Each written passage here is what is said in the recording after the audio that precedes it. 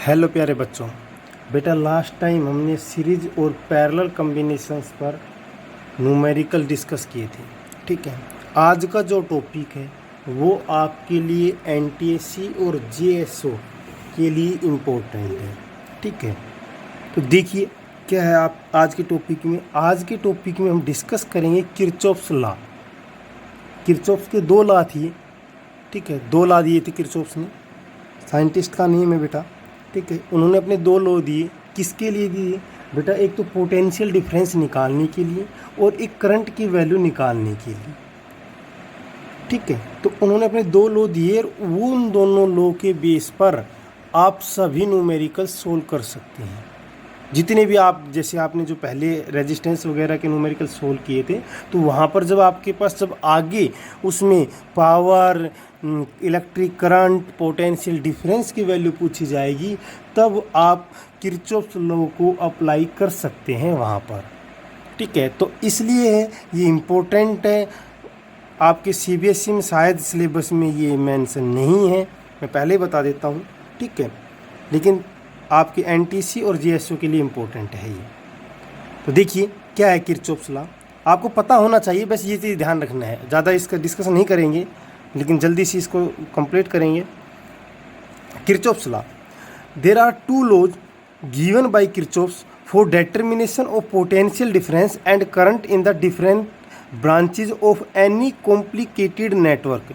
Network का मतलब बेटा, जो आपके पास जो मैंने सर्किट डायग्राम जो बनाए थे पहले, जो आपके पास सर्किट डायग्राम जो बनाए थे, जो कॉम्प्लिकेटेड थे, जो आपके रेजिस्टेंस वगैरह काफ़ी रेजिस्टेंस लग रहे थे, तो उनको हम नेटवर्क बोलते हैं।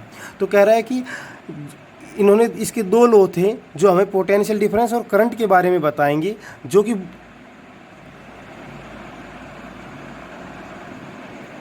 हमारे पास जो कॉम्प्लिकेटेड सर्किट होंगे उनको हम इजीली सोल्व कर सकते हैं। ठीक है, तो फर्स्ट लॉ और जंक्शन लॉ, फर्स्ट लॉ और जंक्शन लॉ ये सेम है बेटा। या तो किरचॉफ्स फर्स्ट लॉ बोलिए या किरचॉफ्स जंक्शन लॉ बोलिए।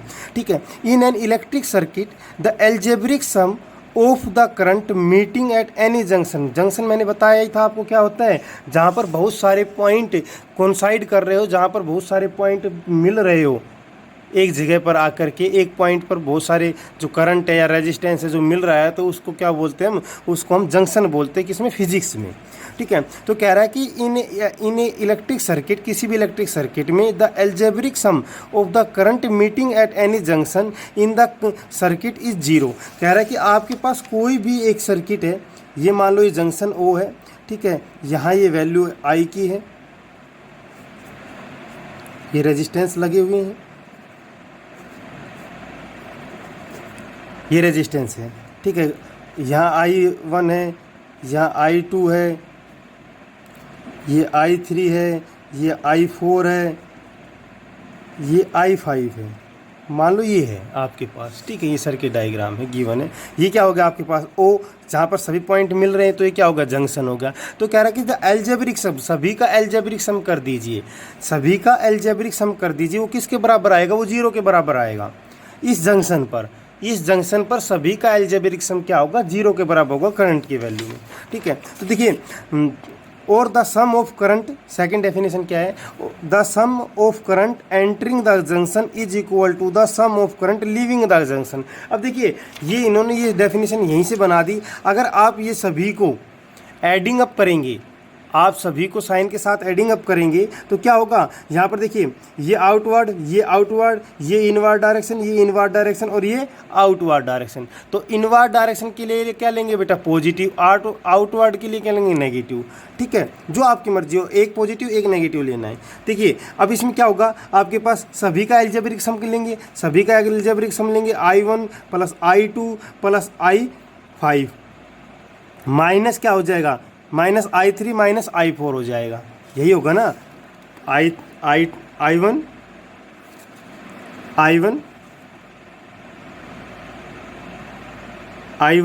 प्लस I2, हाँ ठीक है, I1 प्लस I2 और प्लस I5 हो जाएगा, और माइनस I3 हो जाएगा, और माइनस I4 हो जाएगा। ठीक है, और जब आप इसको सोल्व करेंगे तो ये इनके बराबर आ जाएगा। देखिए करवा रहा हूँ मैं, नीचे देखिए यहाँ पर मैंने कर रखा है सोल्व। ठीक है। तो क्या कह रहा है, sum of current entering the junction is equal to the sum of current leaving the junction. Means क्या है, summation I zero algebraic sum of current is equal to zero. Algebraic summation का मतलब होता है एल्जेब्रिक सम करना, I is equal to zero. ठीक है। तो देखिए ये पॉइंट ओ है आपके पास, ये पॉइंट ओ है जिसको हम जंक्शन बोल रहे हैं। यहाँ I1 आउटवर्ड डायरेक्शन में करंट है, I2 इनवर्ड डायरेक्शन में करंट है, I3 इनवर्ड डायरेक्शन में है, I5 आउटवर्ड में, I4 क्या है आपके पास, इनवर्ड में है। तो देखिए I1 पॉजिटिव लिया, आउटवर्ड में है इसलिए पॉजिटिव ले रहे हैं, इनवर्ड के लिए नेगेटिव लेंगे। ठीक है। तो I2 माइनस लिया, माइनस के साथ पुट कर दिया, I3 माइनस के साथ पुट कर दिया, I4 माइनस के साथ पुट कर दिया, और I5 आउटवर्ड है तो प्लस के साथ पुट कर दिया, तो इज इक्वल टू जीरो। तो एल्जेब्रिक सम हो गया। एल्जेब्रिक का मतलब होता है, मैं बार बार बोल रहा हूँ कि साइन के साथ पुट करना, तो ये एल्जेब्रिक सम होगा जीरो के बराबर। अब इसको सोल्व करेंगे तो क्या होगा, देखिए I1 प्लस I5, इन दोनों टर्म को देखिए, ये दोनों प्लस की है। ठीक है, इनको एक साइड लीजिए। ठीक है, I1 I2 plus I3 plus I4 इनको इस साइड ले जाइए। तो देखिए क्या हो गया, ये क्या था, ये आउटवर्ड में थे I1 और I5, और ये क्या था, इनवर्ड में। तो इसलिए यही डेफिनेशन लिख दी कि sum of current entering the junction. Enter कौन कौन से कर रहे हैं, I3 I2 I4, I3 I2 I3 I4 ये एंटर कर रहे हैं, इनका सम होगा सभी का। Okay, is equal to the sum of current leaving the junction. Sum of leave कौन कौन से कर रहे हैं, एक I5 कर रहा है, एक I1 कर रहा है, तो इन दोनों का सम कर दिया। तो इसी की डेफिनेशन ये बना दी। लेकिन एक्चुअल डेफिनेशन क्या है, एक्चुअल डेफिनेशन ये है, इन एन एल्जेब्रिक सर्किट न electric circuit the algebraic sum of the current meeting at any junction in the circuit is zero. Means क्या है, summation I is equal to zero होगा आपके पास। तो ये आपके पास क्या कहलाएगा, ये किरचॉफ फर्स्ट लॉ कहलाएगा।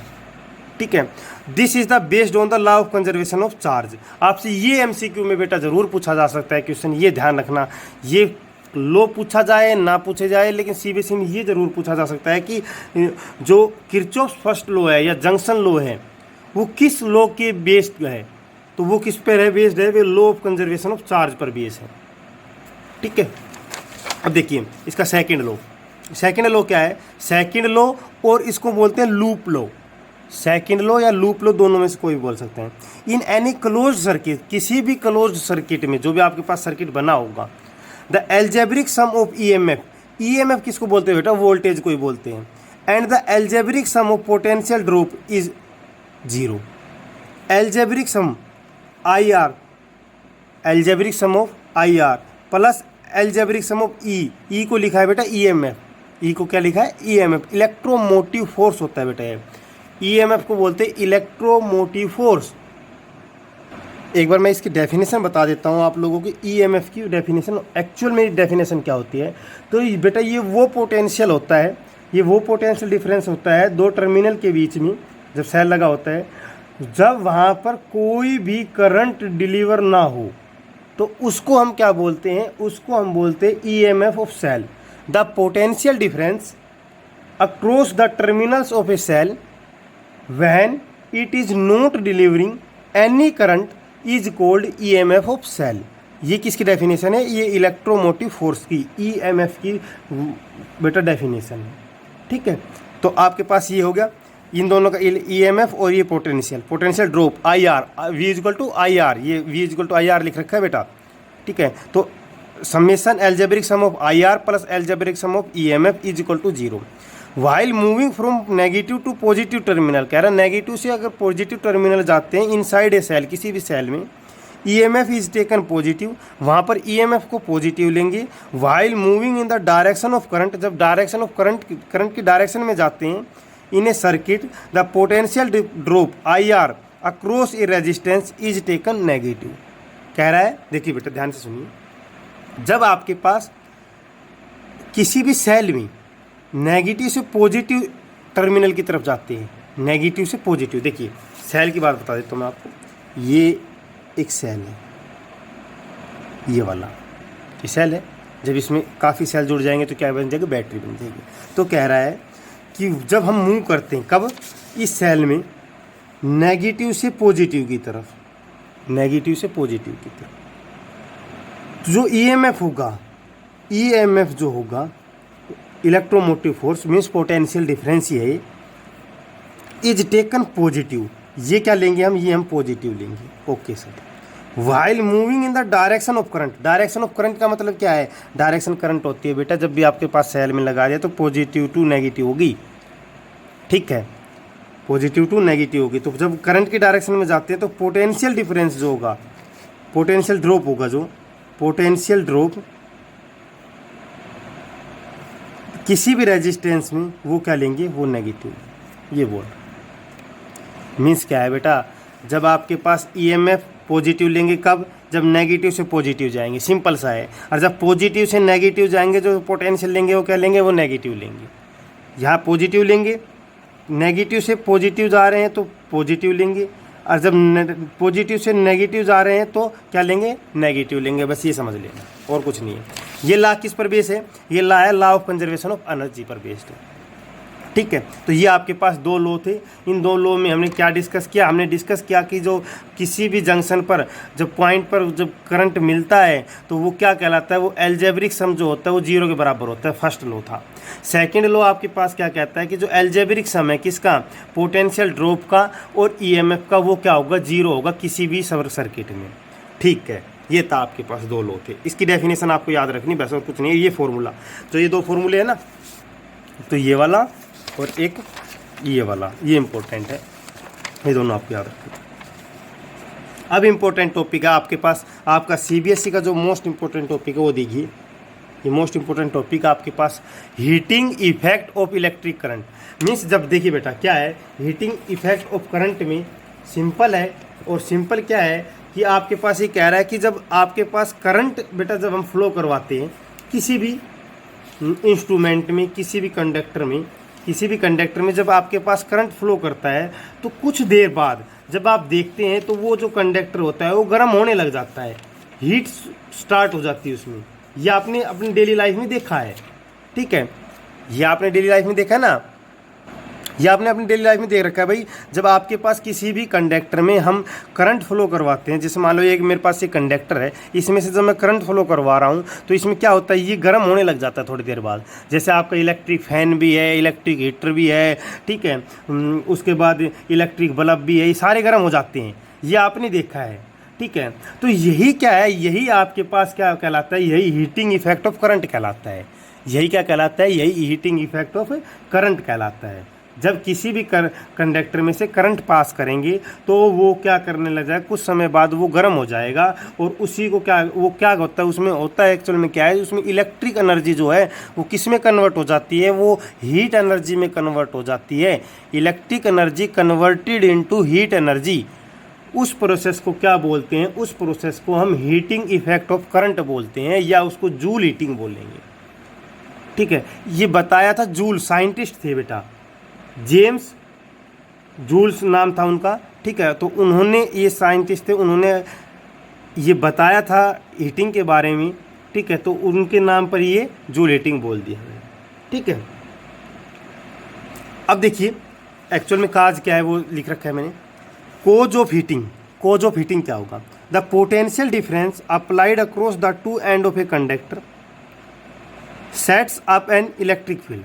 कह रहा है कि जब पोटेंशियल डिफरेंस अप्लाई कर देंगे, ये कंडक्टर है, इसके दोनों साइड में, मान लो ये कंडक्टर है, इसके दोनों साइड में हमने पोटेंशियल डिफरेंस जो है वो अप्लाई कर दिया, ठीक है। तो ये क्या करेगा, ये अपने अंदर एक इलेक्ट्रिक फील्ड जनरेट कर लेगा, सेटअप कर लेगा। Under the effect of electric field, उस इलेक्ट्रिक फील्ड के इफेक्ट के कारण इलेक्ट्रॉन एक्सेलरेट करने लग जाएंगे। इलेक्ट्रॉन एक्सेलरेट मीन्स तेजी से चलना स्टार्ट कर देंगे, और एंड दे मूव, वे चलना स्टार्ट कर देंगे, एंड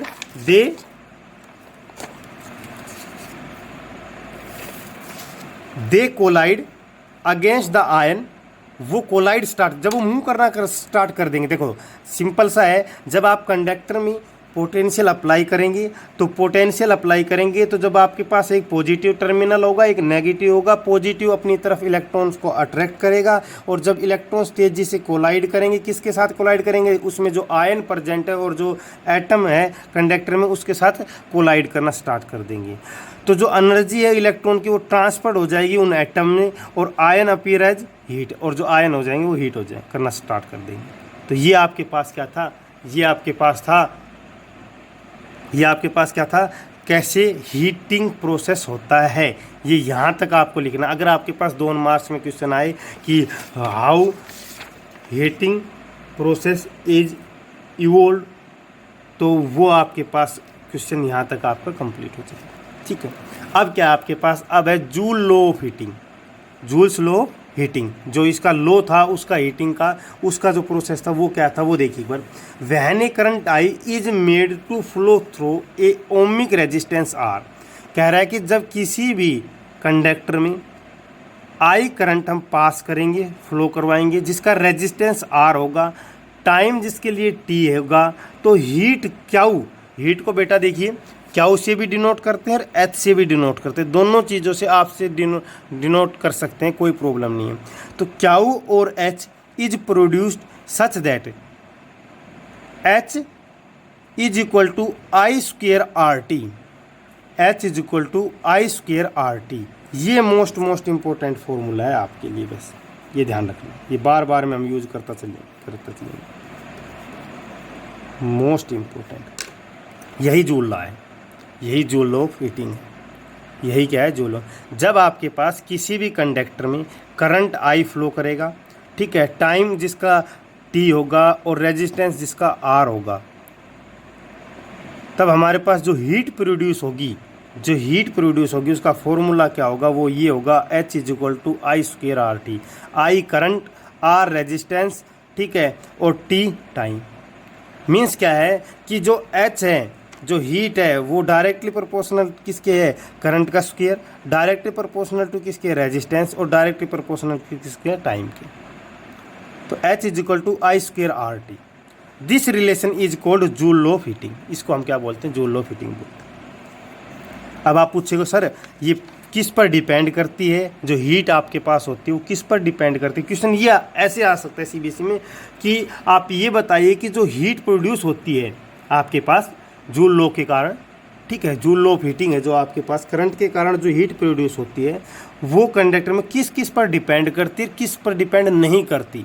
ये भी आ सकता है डिपेंड नहीं करती, वो ऑप्शन भी आ सकता है, और ये भी आ सकता है कि किस किस पर डिपेंड करती है ये बताइए। तो वो आपके पास जैसे मान लो 4 ऑप्शन दे रखे, तो आपने टिक करना है इस पर डिपेंड करती है या नहीं करती, तो उस पर देखिए उस केस में क्या है। तो देखिए heat produce in a conductor does not depend upon the direction of current. कह रहा है कि डायरेक्शन ऑफ करंट पर डिपेंड नहीं करेगी हीट प्रोड्यूस। तो सर किस पर करेगी बेटा, सबसे पहली चीज़ तो देखिए जो अमाउंट है, जो स्ट्रेंथ ऑफ करंट है, अमाउंट जो है उस पर डिपेंड करेगी, रेजिस्टेंस पर डिपेंड करेगी, और किस पर डिपेंड करेगी, टाइम पर करेगी। डायरेक्शन पर नहीं करेगी, करंट कितने अमाउंट में, कितनी मात्रा में करंट है उस पर डिपेंड करेगी, रेजिस्टेंस पर डिपेंड करेगी, और टाइम पर डिपेंड करेगी। तो ये 3 प्रोसेस मैंने यहाँ लिख रखा है। हीट की यूनिट क्या होती है, जूल होती है। हीट की यूनिट क्या, ऐसा यूनिट क्या होती है, जूल होती है। तो heat produce due to a current flowing through a conductor depends on strength of current flowing through the conductor. Strength पर डिपेंड करेगी, मतलब कितने अमाउंट में है। The resistance of conductor, conductor का रेजिस्टेंस कितना है उस पर डिपेंड करेगी। Time for which the current flow, कितनी देरी के लिए करंट फ्लो कर रहा है, वो टाइम जो है उस पर डिपेंड करेगी। तो ये 3 इंपॉर्टेंट पॉइंट थे आपके पास कि जो करंट है, ठीक है, जो हीट प्रोड्यूस हो रही है करंट के कारण, वो किस किस पर डिपेंड करेगी। तो सर वो एक तो डिपेंड करेगी रेजिस्टेंस पर, एक करेगी जिस टाइम के लिए करंट फ्लो कर रहा है उस पर, और एक करेगी कितने अमाउंट में करंट प्रेजेंट है। डायरेक्शन ऑफ करंट पर नहीं डिपेंड करेगी, ये ध्यान रखना है आपको, डायरेक्शन ऑफ करंट पर डिपेंड नहीं करेगी। तो ये आपके पास कंप्लीट था heating effect of electric current. ये जो टॉपिक था ये आपके पास था heating effect of electric current, जिसमें आपके पास कैसे हीट होता है, ठीक है। तो हीट होना सबसे सिंपल है आपके पास, आपको पता चल गया है कि हीट कैसे प्रोड्यूस होगी बेटा।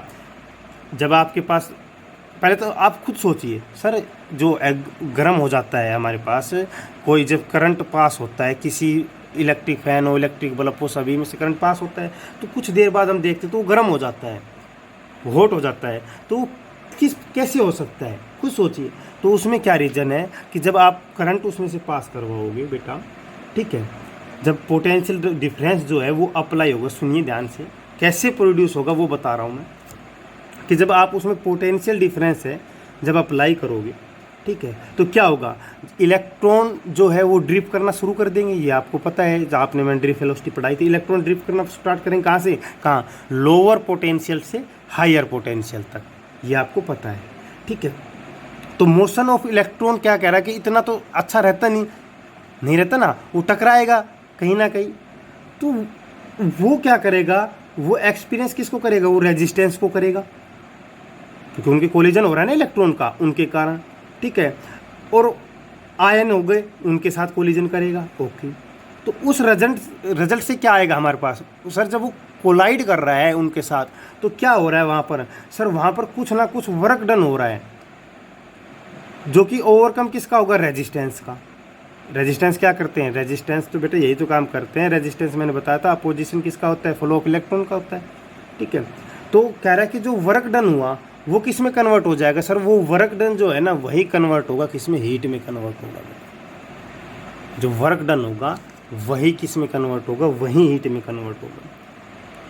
तो सिंपल था आपके पास कि आपके पास जब हम पास करवाएंगे करंट, ठीक है, potential difference across to conductor में, तो वो इलेक्ट्रिक फील्ड, इसलिए मैंने देख सिंपल में लिख दिया, सिंपल वे में लिख दिया सारा कि इलेक्ट्रिक फील्ड डेवलप हो जाएगी। इलेक्ट्रिक फील्ड में क्या होगा, इलेक्ट्रॉन एक्सेलरेट करने लग जाएगा, और एक्सेलरेट करेगा तो तेज़ी से मूव करेगा पॉजिटिव की तरफ, और जब मूव करेगा तो वो क्या करेगा बेटा, वो आपके पास कोलाइड शुरू कर देगा आयन और एटम इन द कंडक्टर के साथ, और वो एनर्जी ट्रांसफ़र किस में हो जाएगी, इलेक्ट्रिकल एनर्जी से किस में कन्वर्ट हो जाएगी, हीट एनर्जी में कन्वर्ट हो जाएगी।